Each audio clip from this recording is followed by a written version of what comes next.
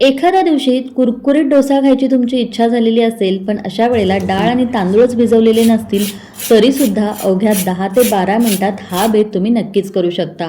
कारण आज आपण आपल्या रोजच्या वापरातल्या तांदळाच्या पिठापासून हा अतिशय कुरकुरीत आणि मस्त असा जाळीदार डोसा बनवून तयार केलेला आहे. हा डोसा बनवण्यासाठी आपल्याला कुठलीही पूर्वतयारी करावी लागत नाही. अगदी मनात येईल तेव्हा केव्हाही तुम्ही मस्त असा जाळीदार कुरकुरीत डोसा बनवून खाऊ शकता. आता नुसता डोसाच नाही तर त्यासोबत खाण्यासाठी एक छानशी अशी ओल्या नारळाची आपण चटणी सुद्धा बनवलेली आहे. तर हा डोसा आणि मस्त अशी ओल्या नारळाची चटणी कशी बनवायची यासाठी व्हिडिओ शेवटपर्यंत पाहत राहा आणि आवडला तर व्हिडिओला जरूर एक लाईक करा. आता सुरुवातीला इथे मी मिक्सरचं भांडं घेतलेलं आहे आणि यामध्ये आपल्याला घ्यायचं आहे 1 वाटी तांदळाचं पीठ. सारख्याच वाटीने मोजून इथे मी पाव वाटी गव्हाचं पीठ घेतलेलं आहे. यामुळे आपल्या डोशाला छान बाइंडिंग येतं. सोबतच सारख्याच वाटीने इथे मी अर्धी वाटी ताजं आणि कमी आंबट असलेलं दही घेतलंय. आता याच वाटीने मोजून आपल्याला यामध्ये घालायचं आहे 1 वाटी पाणी. तर सुरुवातीला खूप जास्त पाणी आपल्याला न घालता थोडंसं पाणी घालायचं आणि मिक्सरवर याला फिरवून घ्यायचं. तर हे बघा, हे मिश्रण आणखीन घट्टसर आहे, त्यामुळे मी यामध्ये अजून अर्धी वाटी पाणी घातलेलं आहे. गरजेप्रमाणे पाणी यामध्ये घालतच आपल्याला हे बॅटर तयार करून घ्यायचं आहे. तर हे बघा, याला मी मिक्सरवर फिरून घेतलं आणि हे असं दाटसर असं बॅटर तयार करून घेतलेलं आहे. आता तुम्हाला हवं असेल तर तुम्ही सगळी पिठं एका बाउलमध्ये घेऊन फेटून सुद्धा घेऊ शकता, पण यामध्ये तांदळाच्या पिठाच्या किंवा गव्हाच्या पिठाच्या काही गुठळ्या शिल्लक राहू शकतात, म्हणून मी हे मिश्रण मिक्सरवर तयार करून घेतलेलं आहे. आता तयार करून घेतलेलं मिश्रण एका बाउलमध्ये आपल्याला काढून घ्यायचं आहे. याची तुम्ही इथे कन्सिस्टन्सी बघू शकता. मिक्सरच्या भांड्याला थोडंसं बॅटर लागलेलं होतं, त्यामुळे आणखीन पाव वाटी पाणी मी यामध्ये घातलं आणि ते पाणीसुद्धा या मिश्रणामध्ये ॲड केलेलं आहे. आता हे सगळं मिश्रण तयार करण्याकरता मला एकूण 1.25 वाट्या इतकं पाणी लागलेलं आहे. बॅटर एका बाउलमध्ये काढून घेतलं आणि पळीने याला व्यवस्थित मी मिक्स करून घेतलेलं आहे. तर तुम्ही इथे हे बॅटर बघू शकता, खूप जास्त पातळ किंवा घट्टसर नाही, तर असं हे फ्लोईंग कन्सिस्टन्सीचं बॅटर आपण इथे तयार करून घेतलं आहे. आता यावरती झाकण ठेवायचं आणि थोड्या वेळासाठी याला आपण बाजूला ठेवून देऊ. आता तोपर्यंत इथे आपण डोशासोबत खाण्यासाठी एक साधी सोपी झटपट तयार होणारी ओल्या नारळाची चटणी करून घेऊ. तर इथे मी 1 वाटी ओल्या नारळाचे काप घेतलेले आहेत, 3 चमचे भाजलेल्या फुटाण्याची डाळ, अर्धा इंच आल्याचे तुकडे, 5-6 लसणाच्या पाकळ्या, 3 हिरव्या मिरच्या आणि चवीपुरतं मीठ घेतलेलं आहे. आता चटणीसाठी घेतलेलं सगळं साहित्य वाटण्याकरता मिक्सरच्या भांड्यामध्ये काढून घ्यायचं आहे. तर सगळं साहित्य मिक्सरच्या भांड्यामध्ये काढून झाल्यानंतर यामध्ये आपल्याला घालायचं आहे 2 चमचे कमी आंबट असलेलं दही. यामुळे चटणी चवीला चांगली लागते. त्याचबरोबर पाव कप यामध्ये पाणी घालायचं आहे आणि मिक्सरवर फिरून याची छान अशी चटणी तयार करून घ्यायची आहे. तर इथे आपली चटणी तयार झालेली आहे. आता यावरती मी फोडणी घालणार नाही आहे, तर अशीच चटणीसुद्धा खायला खूप छान लागते.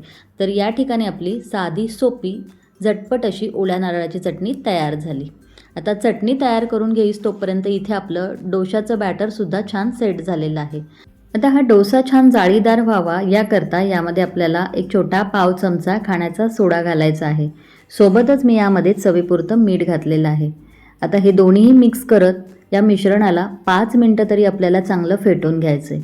हे व्यवस्थित फेटून घेतलं की म्हणजे मग डोसा छान जाळीदार होतो. आता जर का तुम्हाला यामध्ये खाण्याचा सोडा घालायचा नसेल तर खाण्याचा सोडा न वापरता सुद्धा छान जाळीदार डोसा तुम्हाला बनवता येऊ शकतो. फक्त हे मिश्रण 5 ते 7 मिनिटासाठी एकाच डायरेक्शनमध्ये चांगलं फेटून घ्यायचं आहे, म्हणजे मग या पिठामध्ये हवा भरली जाते आणि तुमचा डोसा छान कुरकुरीत आणि जाळीदार बनून तयार होतो. तर हे बघा, इथे आपलं हे डोशाचं बॅटर तयार झालेलं आहे. आता लगेचच आपण डोसे बनवायला घेऊयात. आता डोसा बनवण्यासाठी इथे मी गॅसवर डोशाचा तवा गरम करायला ठेवलेला आहे. यावरती पाण्याचा हबका मारायचा आणि याला स्वच्छ सुती कपड्याने पुसून घ्यायचं आहे. हे आपल्याला सुरुवातीला एकदाच करायचं आहे. त्यानंतर काय करायचं आहे, आपल्याला पळी 1.5 पळी बॅटर तव्यावरती घालायचं आहे. तुम्हाला डोसा लहान मोठा जेवढ्या आकाराचा हवा असेल त्यानुसार बॅटर यावरती घालायचं आहे आणि पळीच्या मदतीने याला गोल गोल फिरवत छान गोलाकार असा डोसा तयार करून घ्यायचा आहे. डोसा तुम्हाला किती पातळ हवा आहे त्यानुसार बॅटर तुम्ही तव्यावरती व्यवस्थित पसरून घेऊ शकता. तर हे बघा, बॅटर तव्यावरती घातल्याबरोबर याला छान अशी जाळी सुटलेली आहे. आता यावरती आपल्याला 1 चमचाभर तेल घालायचं आहे. तेल घालणं ऑप्शनल आहे, पण यावरती तेल घातलं की म्हणजे मग याच्या कडा छान खरपूस अशा भाजल्या जातात आणि डोसासुद्धा तांबूस रंगावरती चांगला भाजला जातो. आता गॅस मोठा ते मध्यम ठेवायचा आहे आणि यावरती झाकण ठेवून याला 2 मिनटं आपण वाफवून घेणार आहोत.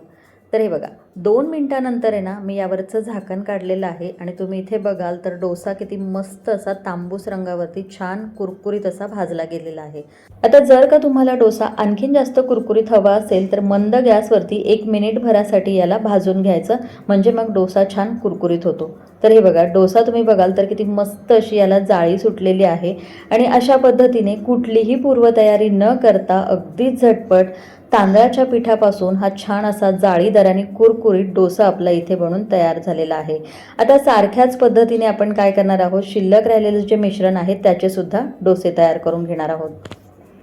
आता याच पिठापासून तुम्ही छान अशी जाळीदार आंबोळीसुद्धा तयार करू शकता. फक्त पळी ते 2 पळी बॅटर तव्यावरती घालायचं आणि याला खूप जास्त न पसरवता यावरती झाकण ठेवून मोठ्या ते मध्यम गॅसवरती 2 मिनिटासाठी वाफवून घ्यायचं, म्हणजे मग तुमची मस्त अशी मऊ लुसलुशीत आणि जाळीदार एकाच पिठापासून आंबोळीसुद्धा बनून तयार होते. आता डोसा भाजल्यानंतर तुम्ही इथे बघाल तर डोशाच्या ज्या कडा आहेत त्या छान अशा तांबूस रंगावरती मस्त कुरकुरीत भाजल्या गेलेल्या आहेत आणि तव्यापासून अगदी सहज मोकळ्या होतात. हा डोसासुद्धा तुम्ही बघाल तर छान जाळीदार तयार झालेला आहे. आता तुम्हाला हवं असेल तर दोन्ही बाजूने असा डोसा तुम्ही भाजून घेऊ शकता.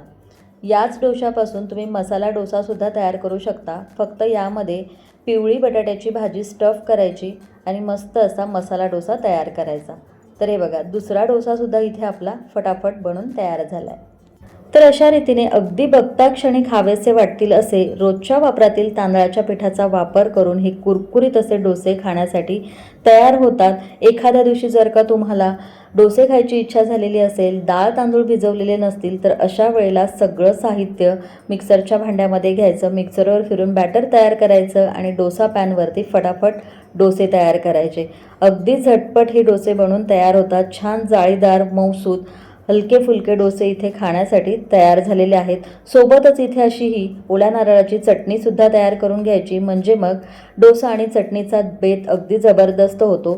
तर ही रेसिपी तुम्हीसुद्धा नक्की करून बघा. आजची रेसिपी तुम्हाला कशी वाटली हे कमेंट्स बॉक्समध्ये कमेंट करून सांगायला अजिबात विसरू नका. व्हिडिओ आवडला असेल तर जरूर एक लाईक करा. तर पुन्हा भेटूया अशाच एका छानशा रेसिपीसोबत. तोपर्यंत धन्यवाद.